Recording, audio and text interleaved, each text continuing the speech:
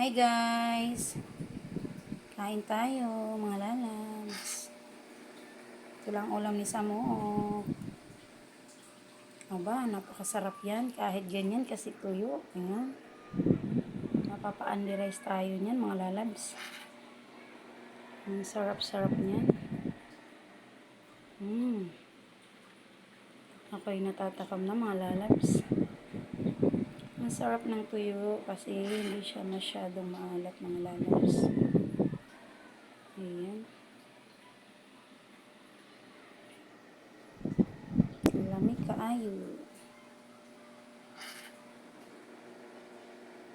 Ito naman, paksiw yan na prinito. Ayan.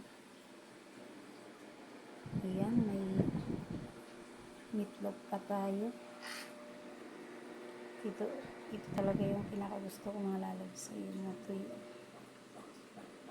May kanin na tayo mga lalabs. Ayan.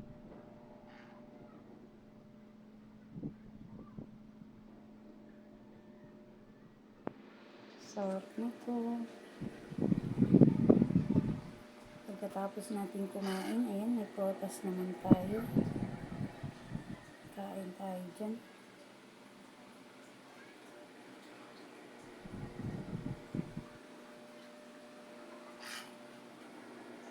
Mahanghang na sausawan.